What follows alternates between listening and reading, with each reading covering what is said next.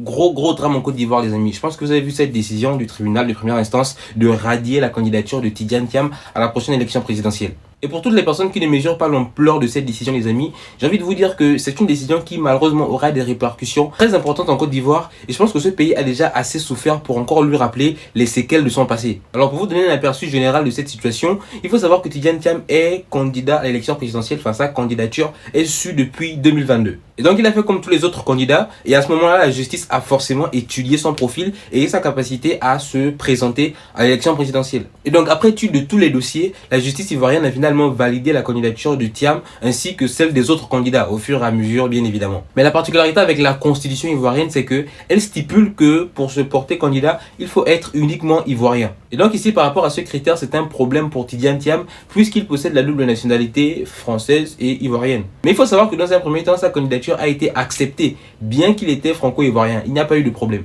Et donc au cours de l'année 2024, la question de la double nationalité de Tidjane Thiam a ressurgi encore. Donc il a fallu qu'il fasse un choix, se libérer de la nationalité française afin de pouvoir prétendre à la présidence ivoirienne. Et donc, il a entamé toutes les démarches auprès du ministère français de l'Intérieur afin de se libérer de sa nationalité française. Et sa demande a été acceptée. Et donc, officiellement, le processus de retrait de sa nationalité française est en cours et devrait normalement aboutir. Et donc, c'est bizarre qu'à 6 mois de l'élection présidentielle, la présidente du tribunal de première instance vienne affirmer ce genre de situation et écarte de facto Tidjane Thiam de la course à la présidentielle. Parce qu'il faut savoir que cette décision prise par la juge de première instance est irrévocable.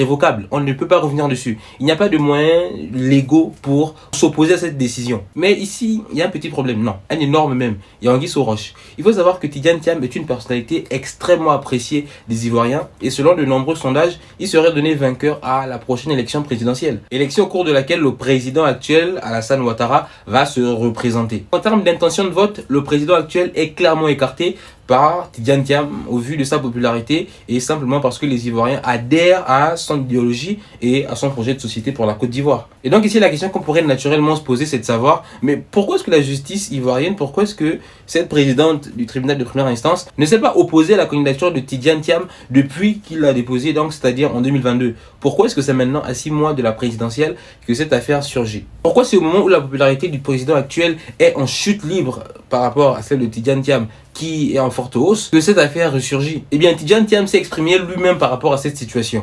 Je vous laisse regarder et on revient juste après.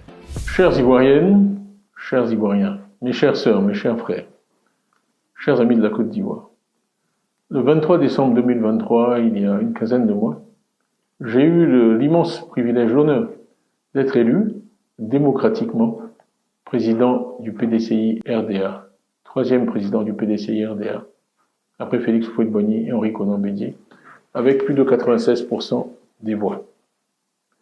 Depuis cette élection, et même avant, je me suis attaché, vous m'avez vu partout, à travailler sans relâche, à sillonner notre pays. J'ai eu des dizaines, des centaines de rencontres avec toutes les couches socio-professionnelles du pays, toutes les catégories sociales, ethniques, pour développer un diagnostic réel et précis de l'état du pays et surtout, avec l'aide de tous les cerveaux du PDCI et au-delà, faire des propositions, développer un programme pour améliorer la santé pour tous en Côte d'Ivoire, pour donner à tous nos enfants l'éducation et les opportunités que l'éducation offre, les opportunités qu'ils méritent, pour que l'état de droit règne, pour que la paix règne, pour qu'on n'ait plus peur. J'ai dit tout cela. Et j'ai été très heureux la semaine dernière de voir que les militants du PDCI m'ont récompensé pour le travail que j'ai fait en m'accordant leur suffrage. On a eu 93% de participation, un jour de semaine, ce qui est très significatif. Et surtout, j'ai été désigné comme candidat du PDCI à l'élection présidentielle avec un score de 99,5%, supérieur même aux 96% que j'avais obtenu auparavant. Et je ne vous cacherai pas que vraiment cela m'a fait très plaisir.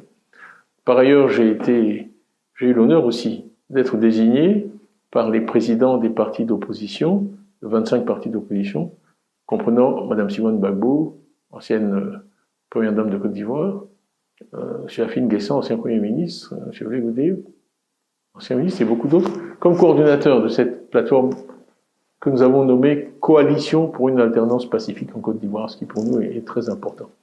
Le troisième élément que je veux noter, après ma désignation comme candidat, le leadership de l'opposition à travers la CAPCI, est quelque chose qui vient, en fait, que je viens de découvrir. Nous avions organisé un sondage avec une organisation de renommée mondiale pour connaître l'état de l'opinion aujourd'hui à quelques mois de cette élection présidentielle.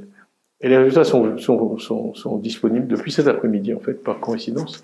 Et donc, ils indiquent un certain nombre de choses, mais je vais en relever deux. La première, c'est la popularité des leaders politiques, qu'on mesure traditionnellement en comparant les opinions favorables et les opinions négatives.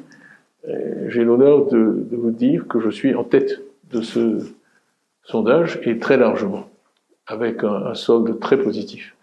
Devançant l'ancien président de la République, M. Gbagbo, qui est deuxième dans ce classement. Nous allons diffuser tous ces résultats, vous y aurez accès, parce que nous croyons beaucoup dans la transparence. Mais le deuxième point qui est le plus important, c'est qu'on a demandé aux Ivoiriens, dans un deuxième tour d'élection présidentielle, entre M. Alassane Ouattara et moi-même, pour qui il voterait, et je l'ai emporté par 57% contre 41% pour M. Alassane Ouattara. Donc, plus de 15% d'écart. Donc, quand je dis que les Ivoiriens m'ont vraiment bien rendu l'effort que j'ai fait pendant ces derniers mois, je le dis sans hésitation et sans réserve. Alors, qu'est-ce qui se passe et qui m'amène aujourd'hui devant vous? C'est que j'ai appris qu'une décision de justice, tribunal de première instance, a décidé que je sois radié de la liste électorale, ce qui m'empêche d'être candidat à l'élection présidentielle. En fait, ce qui se passe, c'est que le pouvoir vient simplement d'éliminer, à travers un raisonnement juridique inique et incompréhensible, son rival le plus sérieux, ainsi que les sondages le démontrent. Ce n'est pas normal. Et ce n'est pas l'image que je souhaite que notre pays donne de lui-même.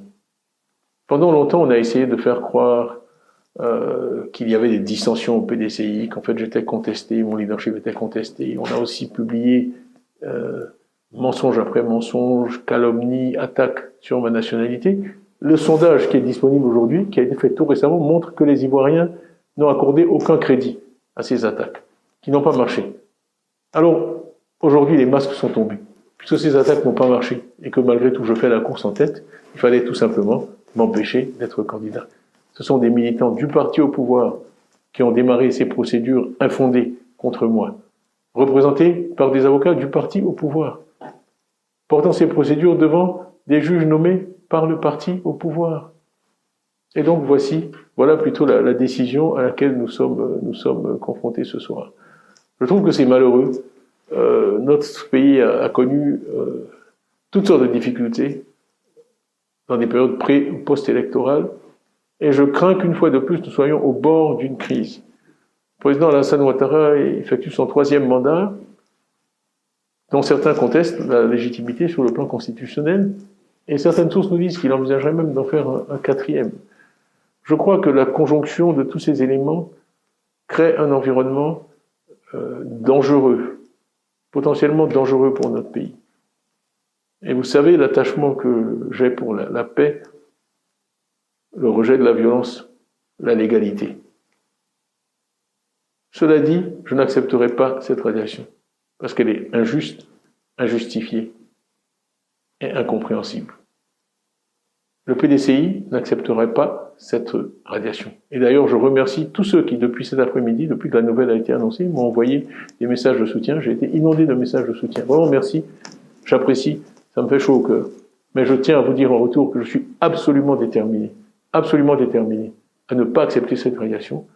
Je suis absolument déterminé à me battre pour que les Ivoiriens puissent choisir librement celui ou celle qui doit les diriger parmi les 5 prochaines années. Je crois que tous les amis de la Côte d'Ivoire, nous-mêmes les Ivoiriens, la communauté internationale, doit peser dans ce sens. Le PDCI est uni derrière moi. Il n'y aura pas de plan B, il n'y aura pas de plan C. Nous voulons aller à cette élection représentée par le candidat que le PDCI s'est librement choisi, à 99,5% et de façon complètement transparente et démocratique. Donc, mon message pour vous ce soir, c'est merci pour votre confiance. Soyez assurés que je suis absolument déterminé à être candidat à la présidence de la République. Le président Oufoué, je l'ai cité dans certaines de mes interventions passées, il disait parfois, dans les moments graves, c'est une question de dignité. Quand il voulait tracer une ligne rouge, à ne pas dépasser. Eh bien, mes chères sœurs, mes chers frères, je vous dis ce soir, la possibilité pour les Ivoiriennes et les Ivoiriens de choisir en toute liberté, sans crainte, celui ou celle qui doit les diriger, eh bien, c'est une question de dignité. Vous pouvez compter sur moi pour mener ce combat, et je ne doute pas qu'à la fin de ce combat, vous me porterez, par vos suffrages, de façon démocratique et libre, à la présidence de la République, pour mettre l'homme et le capital humain au centre de notre projet, comme le PDCI vous l'a promis et comme je vous l'ai promis. Je vous remercie pour votre attention et je vous dis à très bientôt. Qu'est-ce qui se passera plus tard? On ne saurait le dire pour l'instant, puisque officiellement, légalement, Tidjane Thiam ne peut pas faire de recours, lui et son parti ne peuvent rien faire. Et quand on voit tout ça, quand on voit la crise dans laquelle le pays est en train de s'enfoncer, parce que c'est une véritable crise, hein, donc s'il dit qu'il ne laissera pas faire, ou voilà, on est vraiment dans une situation très sombre et on n'a pas de visibilité par rapport à cette dernière. Et comme je le disais en début de vidéo, la Côte d'Ivoire est un pays qui a déjà traversé assez d'épisodes assez difficiles comme ça. Et ce n'est clairement pas le moment pour que le pays puisse replonger dans une situation qui ne plairait à personne. Donc voilà les amis, je tenais à vous faire ce petit débriefing, ce petit point par rapport à la présidentielle en Côte d'Ivoire, et d'autant plus que c'est une actualité brûlante et qui devrait normalement intéresser. Donc n'hésitez pas à vous abonner pour ceux qui ne l'ont pas encore fait. Je vous posterai encore des vidéos par rapport à cette actualité, hein. On restera au cœur de ce qui se déroule là-bas en Côte d'Ivoire, et voilà, tout simplement. Donc moi je vous dis merci, prenez soin de vous et je vous dis à la prochaine vidéo. Au revoir.